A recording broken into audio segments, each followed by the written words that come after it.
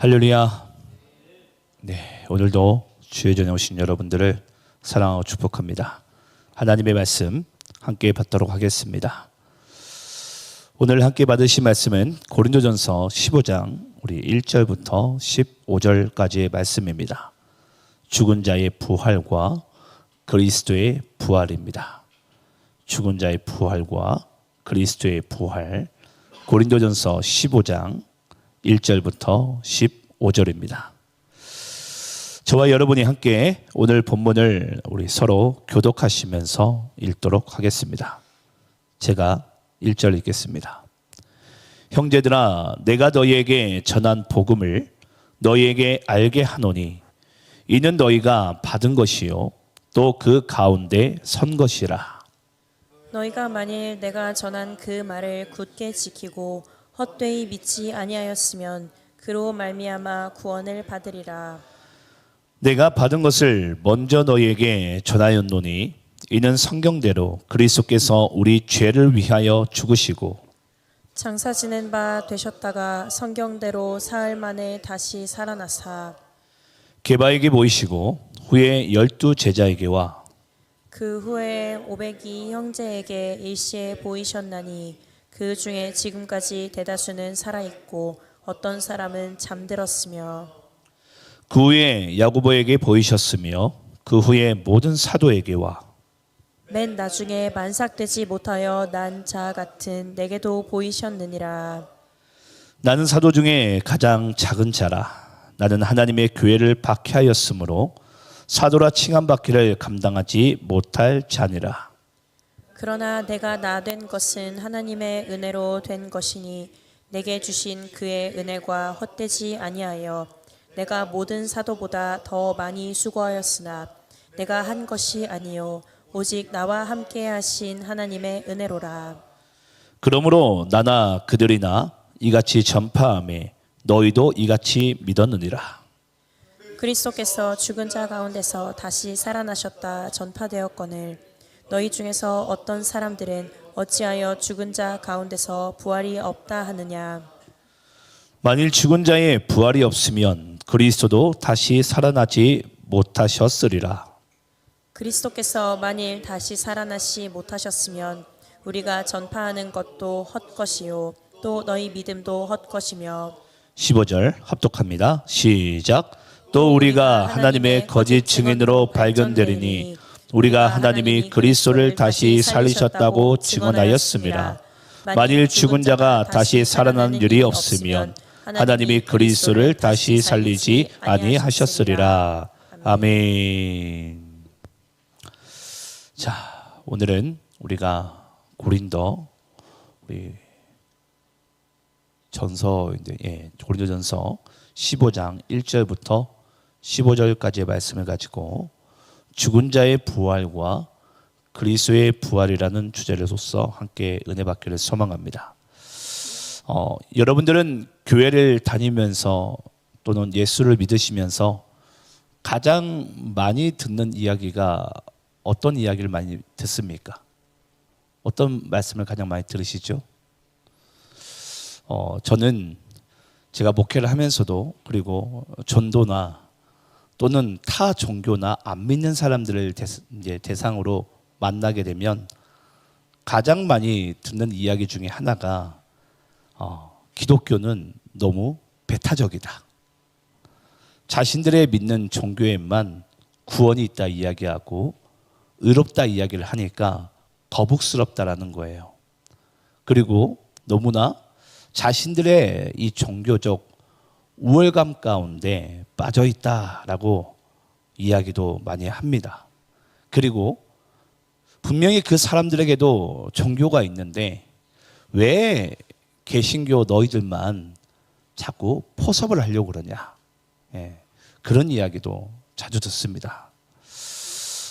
그래서 어떤 교단과 교회는요, 이 종교 통합주의, 혼합주의에 빠지면서 또 모든 종교가 서로 길이 다를 뿐이지 마지막 종착점에서는 함께 만나지 않느냐. 그러면서 이 종교 통합과 혼합을 이야기하는 WCC라는 그런 또 단체에 가입이 되곤 합니다. 그래서 이 교회 강단에서 이제 스님도 세우고 신부도 세우고 뭐 그런 일들이 전 세계 곳곳에서 일어나곤 합니다. 전 여러분들께 그런 좀 질문을 하고 싶어요. 여러분들은 왜 예수님을 믿으시죠?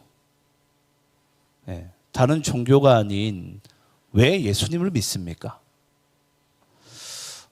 여러분 유교 창시자를 혹시 아세요?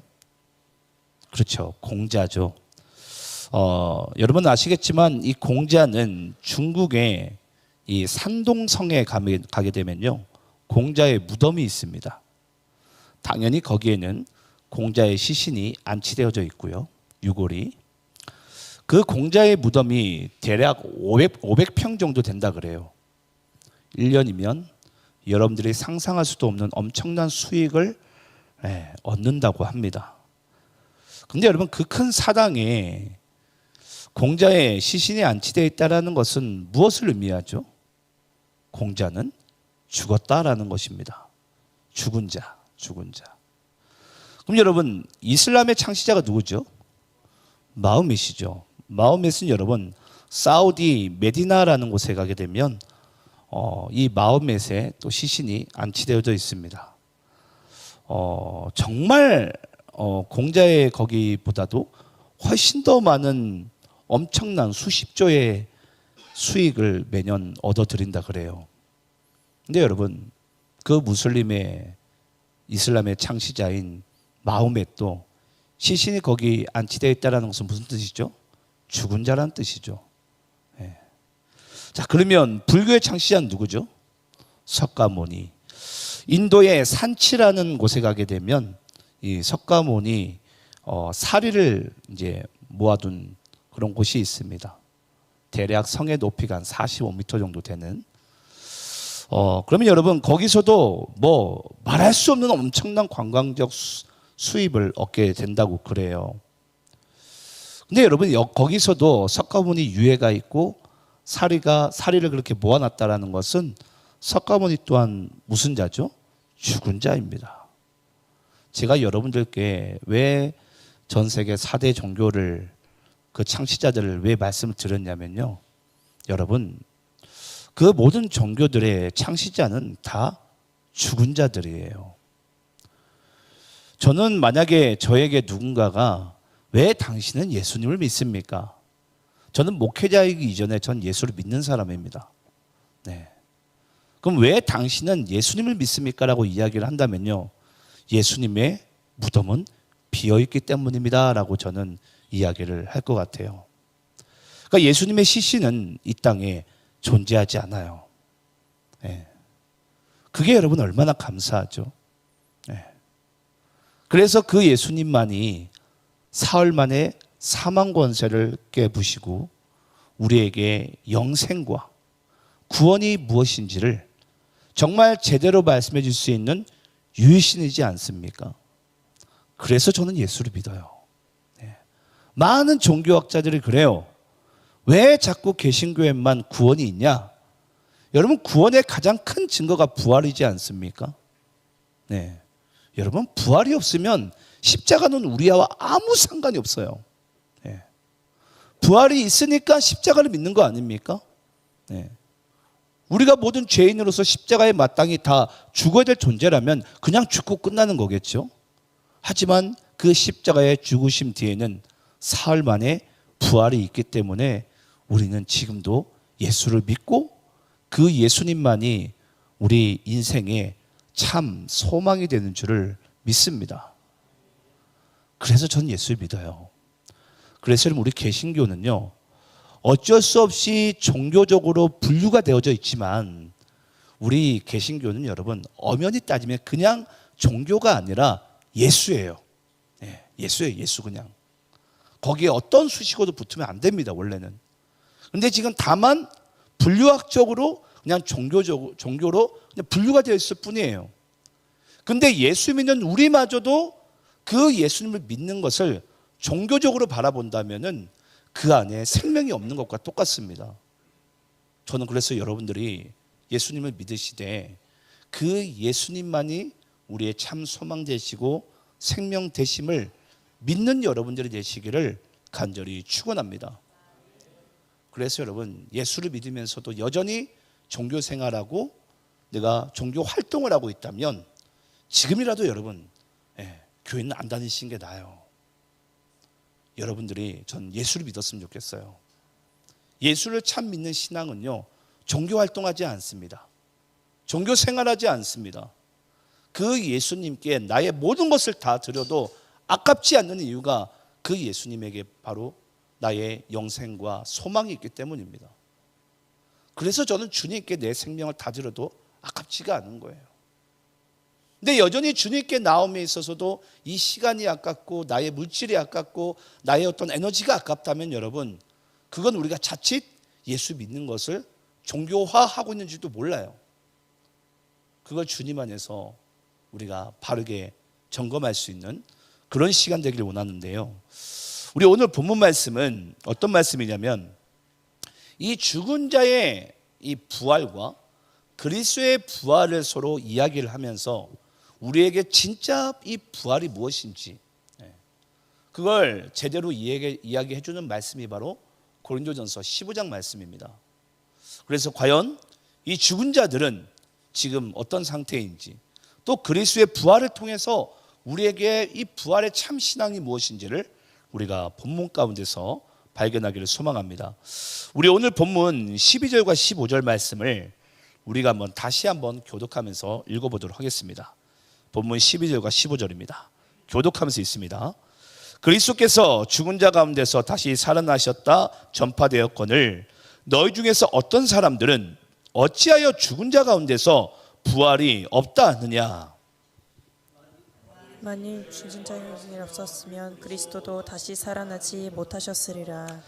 그리스도께서 만일 다시 살아나지 못하셨으면 우리가 전파하는 것도 헛것이요 또 너희 믿음도 헛것이며 또 우리가 하나님의 거짓 증언으로 발견되리니 우리가 하나님이 그리스도를 다시 살리셨다고 증언하였음이라.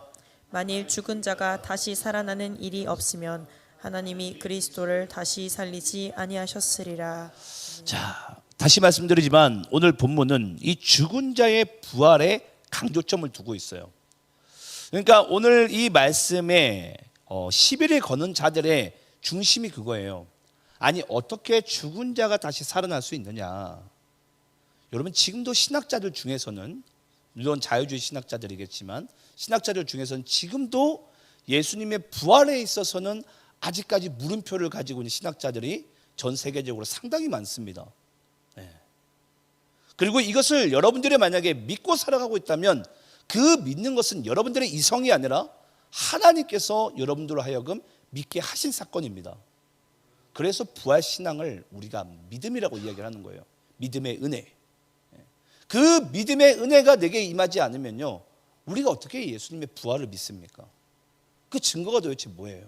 그러니까 지금도 우리가 예수님 부활하셨다, 이 사실을 믿는 것 자체가 여러분 기적이고요, 이것 자체가 하나님의 엄청난 은혜입니다. 그래서 당시에 이 고린도 교회에서도 그런 이제 이야기들이 많았던 거예요. 죽은 자가 어떻게 다시 부활할 수 있냐. 근데 여러분 여기서 먼저 여러분들과 한 가지를 좀 우리가 짚어볼 부분이 있어요. 바로 이 죽은 자라는 단어예요. 여러분 이 죽은 자 하면 보통 우리가 이걸 국어 문법적으로는 뭐라고 표현하죠? 죽은 자 하면 우리가 보통은 예를 들어서 죽었다 동사로 표현하잖아요. 동사. 이 사람은 죽었다, 죽은 자다. 이제 동사로 표현을 해요. 이제 죽었으니까. 근데 여러분 오늘 본문에 등장한 이 죽은 자라는 것은 형용사로 쓰입니다. 형용사로. 그럼 여러분 동사로 쓰여지게 되면 죽은 자 하게 되면 살아 있었는데 언젠가 죽었다라는 거예요.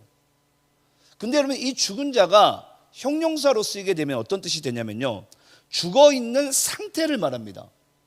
죽어 있는 상태. 여러분 원래 우리가 그리스도를 믿기 전, 우리가 예수님의 십자가를 믿지 않고 부활의 사건을 믿기 전에는 우리가 어떤 상태였죠? 살아 있었지만 형용사적으로 죽어 있는 상태였어요. 예. 오늘 죽은 자를 그것을 이야기하고 있는 거예요. 그래서 우리가 한번 좀 말씀 좀 찾아볼게요. 좀 이해가 조금 안 되신 분들이 있는 것 같아서 우리 한번 누가복음 15장 24절 말씀 찾아볼까요? 좀 비슷한 표현이 나옵니다. 자, 우리 한번 누가복음 15장 24절 함께 한번 읽어보겠습니다. 자, 시작. 이 내 아들은 죽었다가 다시 살아났으며 내가 잃었다가 다시 얻었노라 하니 그들이 즐거워하더라. 자, 누가복음 15장에 이게 어떤 말씀이죠? 예, 탕자의 비유죠. 탕자의 비유. 잃어버린 아들에 대한 이야기인데, 이 잃어버린 아들에 대해서 여러분, 원래 탕자는, 내 아들은 원래 죽었었습니까? 생물학적으로? 살아 있었어요, 생물학적으로는.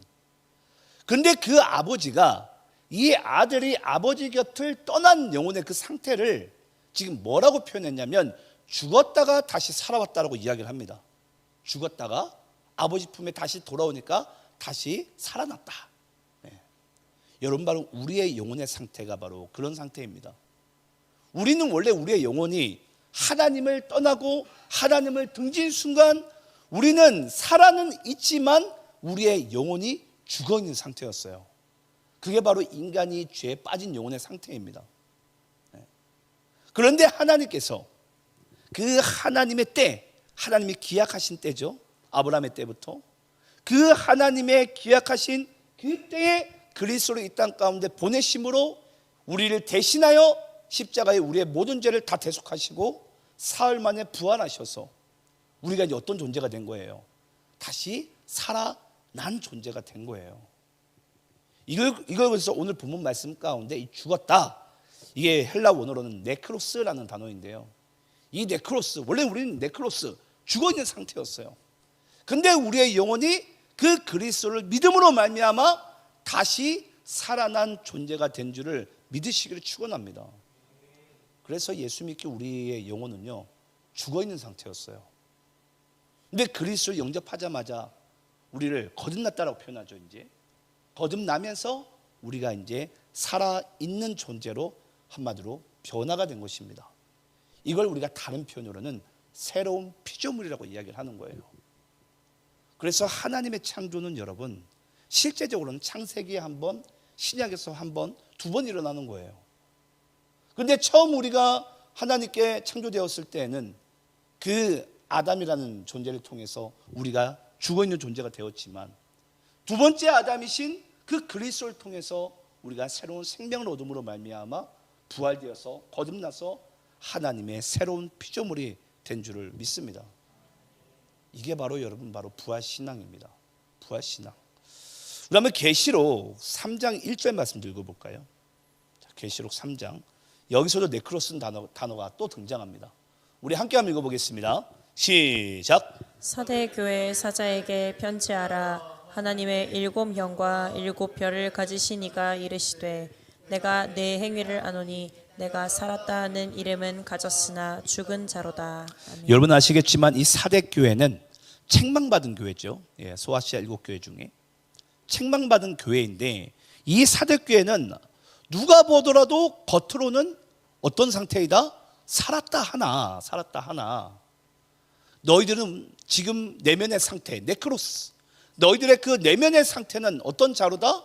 죽은 자로다. 형용사로는 이들이 죽은 자인 거예요. 예. 여러분 오늘 이 소식이 우리에게 어떻게 들릴지 모르겠지만 저는 예수 믿고 살아가면서 이 사실이 가장 제 인생의 가장 기쁜 순간이에요. 여러분 많은 사람들이 그러잖아요. 저는 좀 약간 어떤 생각에 잠시는 빠질 때가 있냐면 내가 만약에 예수를 안 믿었더라면 지금 저도 만약에 제 나름대로 열심히 노력하고 열심히 돈을 부와 명예를 끌어모으면서 열심히 내가 살려고 하지 않겠습니까? 아마 내가 살려고 발버둥을 칠 거예요. 내가 살아보고자. 그런다고 여러분 인간이 사라집니까?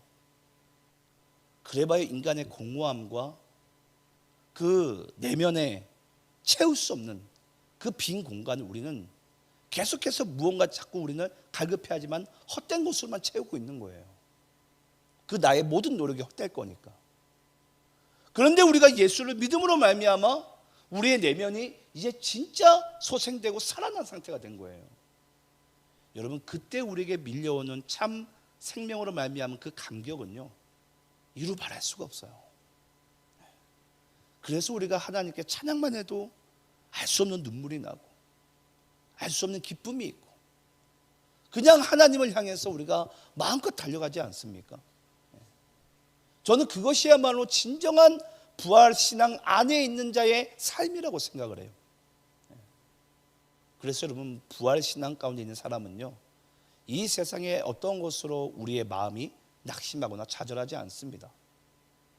우리의 삶의 이유와 목적과 그 힘이 다르기 때문이에요.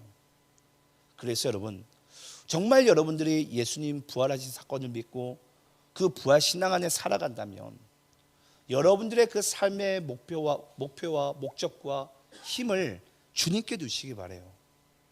그러면 결단코 예수 안에 있는 우리에게는 낙심도 실망도 좌절도 없는 줄을 믿습니다. 혹 여러분들이 죄에 빠지더라도 하나님이 여러분들을 위하시면 이 세상에 어느 누구도 대적할 자도 없는 줄을 믿습니다. 그것이 우리에게 여러분 살아가는 참 이유이자 힘이 되는 거예요. 우리 한번 고린도전서 15장 35절로 37절까지 말씀을 또 읽어볼까요? 고린도전서 15장 35절부터 37절입니다. 우리 교독하면서 읽겠습니다. 누가 묻기를 죽은 자들이 어떻게 다시 살아나며 어떠한 몸으로 오느냐 하리니, 어리석은 자여, 내가 뿌리는 씨가 죽지 않으면 살아나지 못하겠고 37절 함께 있습니다. 시작. 또 내가 뿌리는 것은 장래의 형체를 뿌리는 것이 아니요 다만 밀이나 다른 것의 알갱이 뿐이로되. 자, 여러분, 고린도전서 15장 35절 37절에서 무엇을 얘기하고 있죠? 35절 보니까 누가 묻는 거예요. 누가 묻기를 죽은 자들이 어떻게 다시 살아나며 어떠한 몸으로 오느냐 하리니. 여기 있는 분들 중에서 아마 그런 궁금한 질문들을 가져보신 분들이 있을 거예요. 목사님, 제가 가장 많이 들었던 상담 내용 중에 하나예요. 목사님, 만약에 그분이 나면서부터 안진병에, 예를 들어서 목사님, 제가 부활되고 천국 가서도 그러면 저는 안진뱅이로 살아가나요? 아, 목사님, 제가 키가 한 150 정도밖에 안 되는데 천국 가서도 저는 그 키로 살아가야 되나요? 이런 여러분 질문도 많이 받아보셨죠? 뭐 여러분들은 안 하신 것처럼 그런 표정하지 마시고 분명히 한두 번쯤은 그런 고민에 빠지신 적이 아마 있을 거예요. 근데 여러분, 그게 바로 인간이 이 땅에서 생각할 수 있는 죄송한 표현입니다. 수준이 그래요. 수준. 제가 우리 교회에서 새 가족이 올 때마다 우리가 불러준 축복송이 있어요. 그게 뭐냐면 하나님의 걸작품이에요. 여러분, 전 세계에, 놀라지 마시기 바라요, 전 세계에 85억 인구 중에 나와 똑같은 사람이 없어요. 별로 안 놀라시네. 저 놀랄 줄 알았는데. 여러분, 놀라실 건 아닙니까? 그만큼 하나님께서 우리를 어떻게 만드셨다라는 거예요. 특별한 존재로 만드셨다라는 거예요. 특별한 존재로. 여러분, 우리 기준에서야 키가 185, 꽃미남에 뭐 8등신에 뭐 요즘 내생남이라고 해야 될까요? 그런 남자가 이뻐 보이고 또 몸매 좋고 똑똑하고 돈 잘 버는 여자가 또, 여러분, 그건 우리 기준이죠. 죄에 빠져 있는 인간의 기준. 여러분, 하나님의 기준에서 어느 누구를 본들 하나님께서 그 외모적으로 하나님이 창조하셨다면 여러분 토부 아닙니까? 그건 여러분 토부예요. 인간의 그 죄된 본성 가운데 우린 자꾸 외모적 기준으로 사람을 판단하려고 그래요. 그러면서 나는 절대 아니라고 그러죠. 난 영적인 존재라고. 근데 여러분, 하나님이 보시기에는요, 우리 각 사람 한 사람 한 사람이 얼마나 귀한지, 얼마나 어여쁘고 사랑스러운 존재인지. 특히 이 사랑스러운 존재라는 것이 여러분, 우리 구약 성경에 보면 아가서라는 말씀장이 있어요. 그 아가서 책을 혹시 읽어보신 적 있는지 모르겠어요. 여러분, 그 아가서에 존재하는 그 술람미 여인 있잖아요. 그 술람미 여인이 원래는 상당히 못생겼다 그래요. 얼굴도 피부가 검었고, 그냥 예를 들어서 뭐 그냥 밭에서 떼학볕에 그냥 일하는 여인이에요. 그냥 그냥 노예 같은 여인. 그런 여인을 쉽게 이야기하자면 하나님께서는 그 아름다운 사랑스러운 존재로서 묘사하고 있는 게 아가서 말씀이에요. 여러분, 우리가 하나님의 입장에서 우리가 서로를 보기에는 얼마나 보잘것없는 인간처럼 보일지 모르겠지만 하나님이 우리를 바라보시는 입장에서는 그 아가서의 고백이 우리 각 사람을 향하고 있는 거예요. 그러니까 여러분, 얼마나 소중한 존재입니까? 그러니까 저는 예수 믿는 여러분들께 좀 부탁하고 싶은 게 있는데요. 사람을 판단할 때 절대 외모적으로 판단하지 마시기 바라요. 그 각 사람은 하나님의 걸작품들입니다. 하나님에게 있어서는 여러분 손색 없는 존재들이에요. 죄된 우리의 눈동자로 바라보니까 육신으로만 바라보는 거예요. 하지만 그 영혼의 모습들이 하나님의 형상을 닮아서 그 독창적이고 특별한 존재들이 얼마나 사랑스럽게 보이겠어요. 우리를 그렇게 만드셨다라는 것이 바로 하나님 아버지의 말씀이에요. 근데 어떤 누군가 묻기를 죽은 자들이 다시 살아나고 어떠한 몸으로 오겠느냐? 지금 뭐가 궁금한 거죠? 어떠한 모습이겠느냐?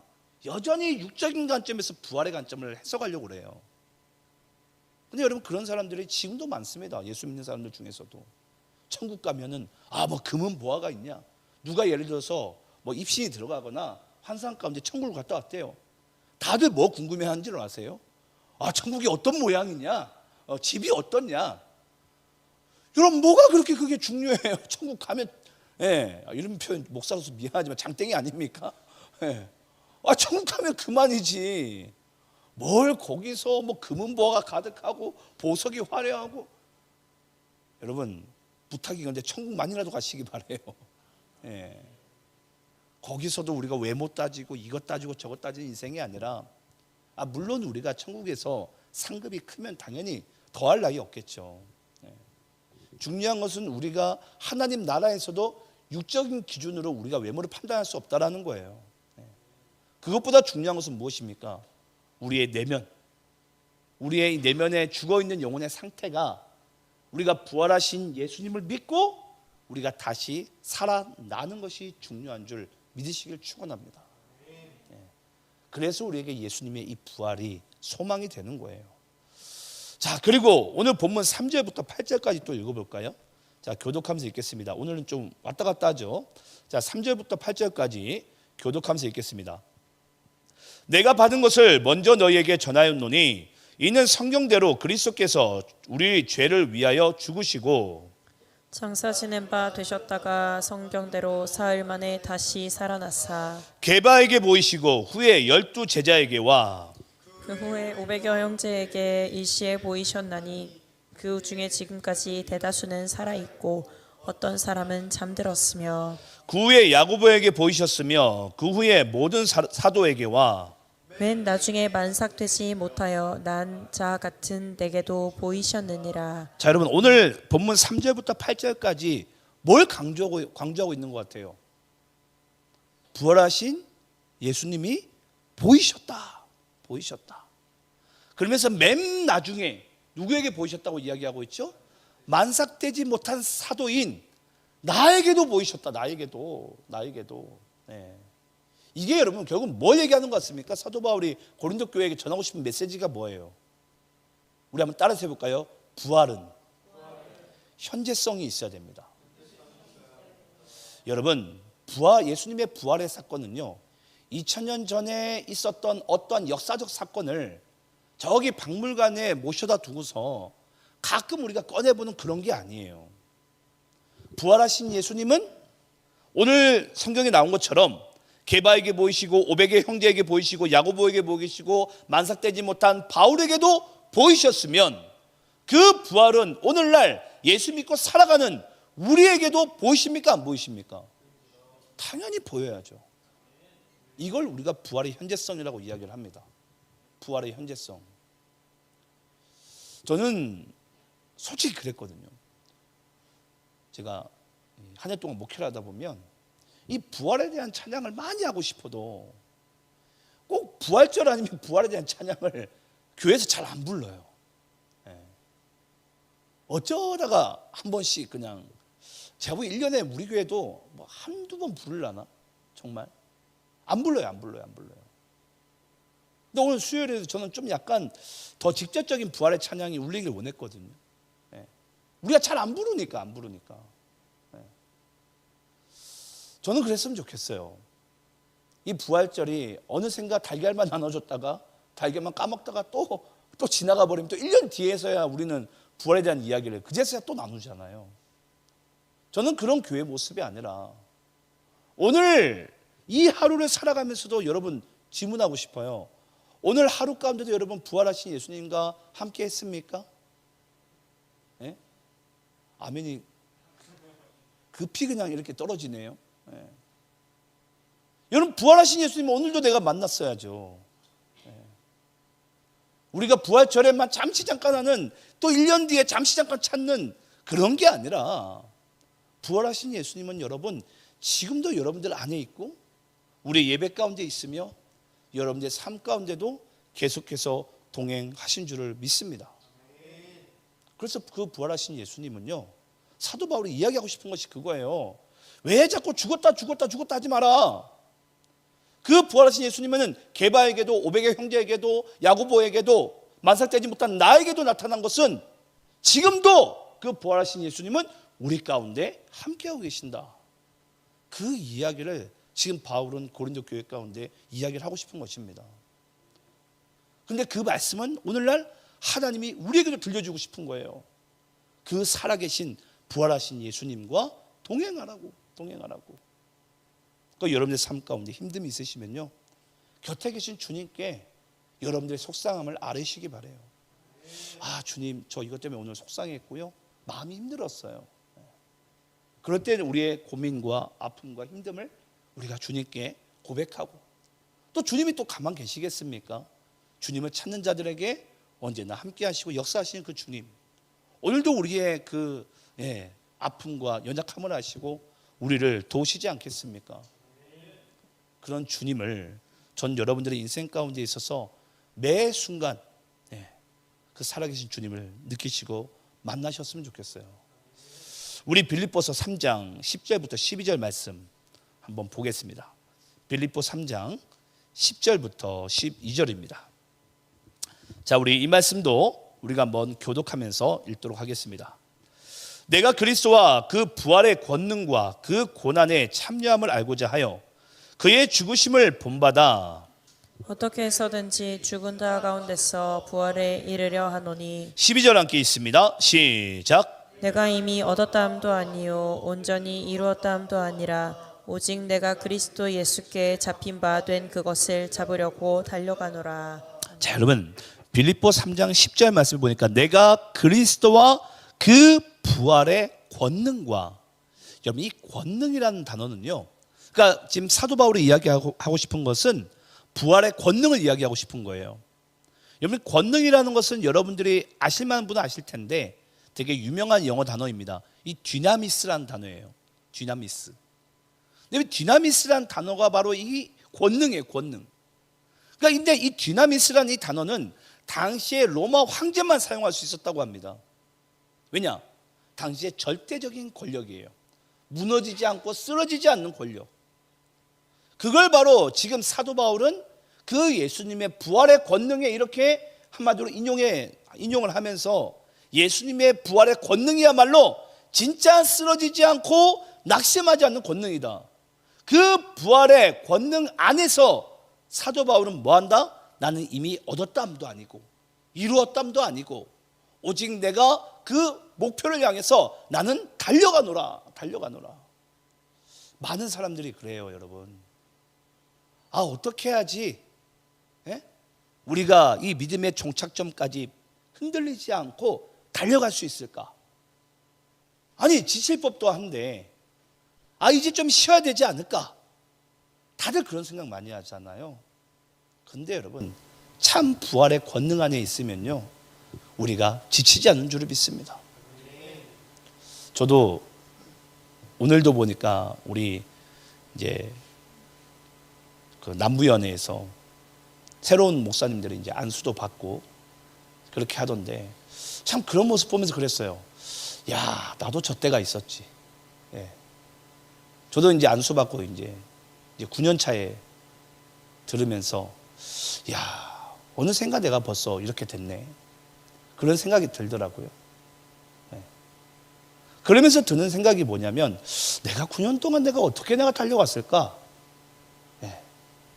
근데 그 모든 달려온 힘은 나의 힘이 아니라 주님께서 나와 함께 가셨고, 제가 쓰러질 법하고 자로나 우로나 치우칠 법하면 저를 이렇게 참 다독여 주시고 저를 이렇게 뒤에서 저의 등을 밀어주시는 그 주님이 있었기 때문에 저는 오늘날 제가 있는 거라고 믿습니다.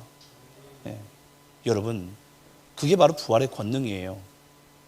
세상을 바라보면 소망이 없고 오늘도 주저앉고 싶고 내일도 주저앉고 싶은 게 우리들의 인생들 아닙니까? 하지만 그 부활의 주님께서 권능으로서 우리를 붙드시니 우리가 오늘도 지치지 않고 우리가 오직 부르심의 그 표대를 향해서 달려가는 인생을 우리가 살게 된 줄을 믿습니다. 저는 그래서 여러분들의 신앙생활을요, 여러분들의 힘과 애씀으로 하지 않으셨으면 좋겠어요. 여러분, 그것보다 힘든 게 없어요. 정말 신앙생활을 나의 힘으로 하려고 하지 마시고요, 주님과 함께 하시기 바라요. 저도 새벽에 정말 피곤할 때는요, 그냥 이 외침으로 일어나요. 주여 하면서 일어나요. 새벽에 너무 힘들 때는. 오늘 새벽에 그랬어요. 그래서 주여 하면서 일어났어요. 오늘 새벽에 너무 나오기 힘든 거예요. 근데 주여 하면서 올라왔어요. 근데 또 이렇게 오니까 또 하루가 또 사라지는 거예요. 여러분, 그게 우리 순례자의 삶이지 않겠습니까? 매일 주가 주시는 힘으로, 그 주가 주시는 힘으로 살아가는 것이 바로 진정한 부활의 권능의 삶인 줄을 믿습니다. 우리 로마서 6장 한번 11절 말씀 함께 한번 읽어보겠습니다. 자, 로마서 6장 11절입니다. 자, 우리 함께 읽겠습니다. 시작. 이와 같이 너희도 너희 자신을 죄에 대하여는 죽은 자요 그리스도 예수 안에서 하나님께 대하여는 살아있는 자로 여길지어다. 여러분, 우리가 참 부활의 권능, 부활적 삶을 우리가 살기 위해서는 반드시 먼저 이루어져야 될 것이 있습니다. 그게 로마서 6장 11절에 잘 나와 있는데요. 여러분, 부활이라는 것은 뭐가 먼저 있어야 되죠? 죽어야 되죠. 이게 중요해요. 여러분들의 정말 참 부활 신앙과 그 부활의 권능의 삶을 살기 원하시거든, 먼저는요, 갈라디아서 우리 2장 20절 말씀이죠. 내가 그리스도와 함께 십자가에 못 박혀 죽었나니. 나의 옛사람이 죽어야 돼요. 그래야지 뭐 할 수 있다고요? 우리가 하나님께 대하여 살아있는 자로 살아갈 수가 있어요. 참 부활의 삶에서. 근데 우리는 자꾸 뭐 하고 싶어요? 나의 옛사람이 자꾸 내 안에 살고 싶은 거예요. 나의 옛사람이. 여전히 과거에 생각했던, 과거에 내가 주장했던, 과거의 나의 아집과 고집이 계속해서 나를 주장하려고 하는 거예요. 그럴 때마다 여러분들 고백하시기 바랍니다. 내가 그리스도와 함께 십자가에 못 박혀 죽었나니. 그 사건이 있어야지 그 후에 뭐가 일어난다고요? 부활이 일어난다고요. 부활이. 그래서 오늘날 여러분, 많은 예수 믿는 사람들이 왜 우리가 새로운 피조물의 인생을 살지 못하냐면요, 옛사람이 죽질 않아서 그래요. 그걸 우리가 신학적 용어로는 남아있는 부패성이라고 또 이야기를 합니다. 그게 여러분 인간의 무의식 가운데 참 숨어 있어요. 그 남아있는 부패성이. 근데 우리가 이제 육신이나 뭔가 우리가 좀 연약할 때면은 그 부패성이요, 가끔 우리에게 치고 올라와요. 무의식 가운데 잠재워져 있다가. 그래서 여러분, 우리가 사도 바울의 고백처럼, 사도 바울이 날마다 고백한 게 뭐죠? 나는 날마다 죽노라. 그래서 여러분, 사도 바울이 날마다 죽노라 고백한 거예요. 뭐 하기 위해서? 내 옛사람을 십자가에 계속해서 못 박는 거예요. 왜냐? 옛사람이 나를, 남아있는 부패성이 나를 주장하지 않고 지금 나에게 새롭게 역사하시는 그 예수님께서, 부활하신 예수님께서 나를 주장하도록.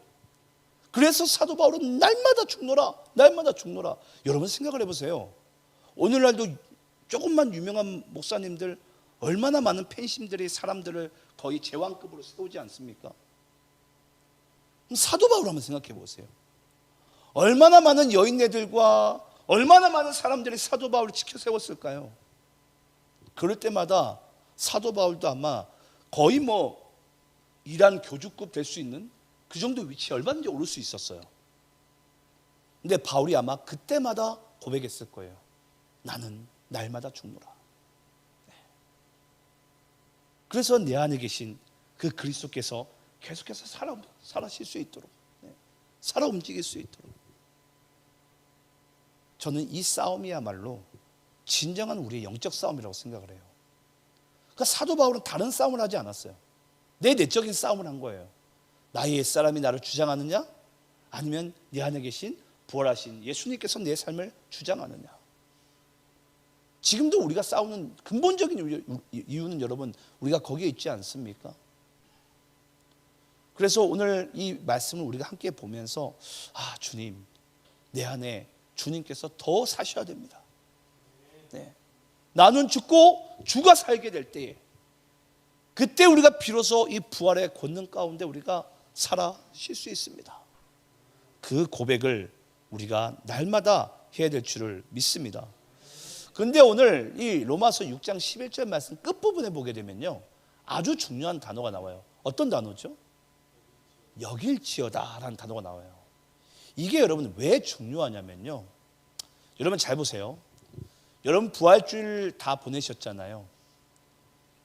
여러분들이 부활주일을 보내고 오늘 수요 예배까지 한 번도 죄를 짓지 않고 사셨나요? 분명히 죄를 졌잖아요. 그렇죠? 네. 그래서 이 여길지어다라는 게 중요한 거예요. 여러분, 이 여길지어다가 우리 인생 가운데 왜 중요하냐면요, 우리 창세기 15장 6절 볼까요? 창세기 15장 6절, 여기도 등장합니다. 우리 함께 한번 읽어봅시다. 자, 시작. 아브라함이 여호와를 믿으니 여호와께서 이를 그의 의로 여기시고. 여러분, 창세기 15장 가면요, 아브라함이 여호와를 믿으니 여호와께서 이를 그의 의로 여기셨다. 여러분, 아브라함, 창세기 15장 말씀 아세요? 하나님이요, 아브라함을 밖으로 끌고 나갑니다. 하늘의 별을 보여줘요. 야, 아브라함 너 잘 봐라. 곧 너의 자손이 이 하늘의 별과 같이 될 거야. 그때 아브라함이 이제 하나님께 아멘 했을 거예요. 그런데 하나님께서 지금 창세기 15장 6절 말씀을 아브라함에게 하신 거예요. 이를 그의 의로 여기시고. 그럼 여러분 질문해 보겠습니다. 아브라함이 하나님의 그 언약의 말씀을 철통같이 믿었나요? 아닙니다, 여러분. 창세기 16장 가서 무슨 일이 벌어지죠? 이스마엘이 태어나요. 네, 이스마엘이. 그러니까 아브라함이 씨로 이 하늘의 별과 같이 된다고 했는데 아브라함 기다리지 못해요. 하나님 와서 믿지 못했어요. 그래서 바로 멀리 간 것도 아닙니다. 바로 한 장 넘어가서 창세기 16장 가면 이스마엘이 나와요. 그러면 여기서 창세기 15장 6절에서 말하는 하나님의 여기심은 뭡니까 도대체? 뭐죠? 하나님께서요, 아브라함을 믿음의 조상으로 만들어 가시겠다라는 거예요. 이건 하나님의 선언이자 하나님의 다짐입니다. 그래서 여러분, 주님, 내가 부활 신앙과 부활의 권능 안에 살고 싶습니다라는 것은 여러분들의 다짐이 아니라, 여러분들의 어떤 결단이 아니라 하나님이 우리로 하여금 그렇게 여겨 주셔야 돼요. 그제서야 우리가 뭐 하게 된다고요? 부활의 신앙 가운데 살아가게 되는 거예요. 이게 여러분 아직까지 뭔가 지금 무슨 말인지 잘 모르시는 것 같아. 표정 보니까. 이게 여러분 엄청난 은혜의 말씀이에요.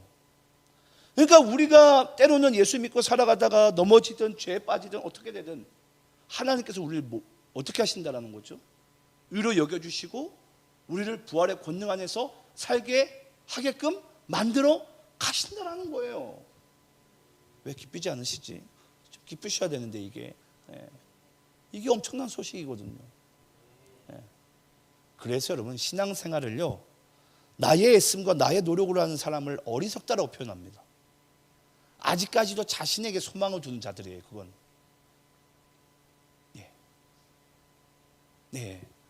궁금하시니까 다시 말씀드릴게요. 이 여기신다라는 의미를 우리가 하나님 안에서 바르게 이해해야지 신앙생활을 이제 우리가 우리의 애씀과 우리의 노력으로 하지 않는데요. 이 여긴다라는 단어는 여러분 먼저 그냥 원어를 말씀드릴게요. 이게 로기조마이라는 헬라어예요. 근데 로기조마이라는 이 헬라어가 법적 용어입니다. 법적 용어. 그러니까 판사가 분명히 이 사람이 그냥 다른 사람들이 보기에는 죄가 있는데 판사가 이 사람에게 죄 없다 그러면 그냥 없는 거예요.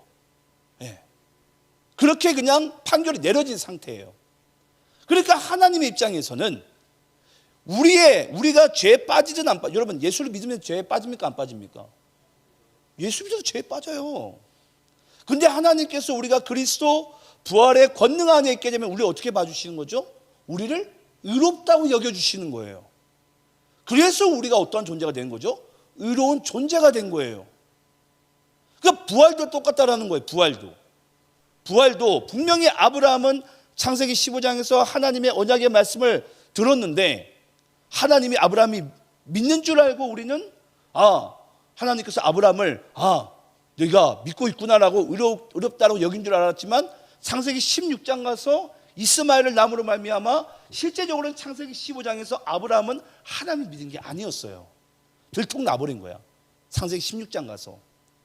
근데 그것은 여러분 우리의 생각이고 하나님께서는 그 아브라함의 상태와 상관없이 하나님이 판결자가 되셔가지고 하나님께서 창세기 15장에서 내가 너를 의롭게 여기겠다라고 얘기하면 이 인생은 이제 제 가운데 넘어지든 빠지든 자루나 치우치든 하나님께서 그를 의로운 존재로 빚어가시는 거예요.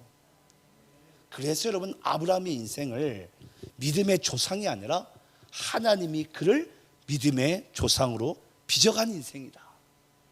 사도 바울의 인생도 그가 사도 바울로서 멋있는 인생을 살아간 게 아니라 하나님께서 사도 바울의 인생을 이끌고 가신 거예요. 이게 뭐라고요? 참 믿음이자 참 부활 신앙입니다. 부활의 권능이고. 근데 제가 목회를 하고 살다 보면요, 이걸 생각보다 이해하는 사람이 별로 없어요. 그러니까 신앙생활에 재미도 없고요, 힘만 들고요, 왜 이렇게 노력을 해도 내 자신이 안 바뀌는지 거기에 또 낙심하고요. 그래서 우리들의 신앙은요, 여러분 나에게 소망을 두는 게 아니에요. 끝까지 주님 바라보면 됩니다. 끝까지 예수 안에 있기만 하면 돼요. 그게 우리 신앙의 참 힘과 능력입니다. 그래서 우리가 신앙생활 할 때 제발 처음에 우리가 예수 믿었을 때 은혜로 믿었다고 그렇게 얘기하면서 그 이후에 여러분들의 이 신앙의 삶을 여러분들의 애씀과 힘으로 살지 말라는 거예요.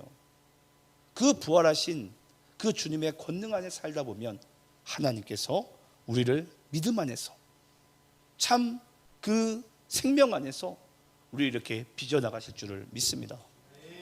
그 인생을 주님께서 우리에게 말씀하고 있는 거예요.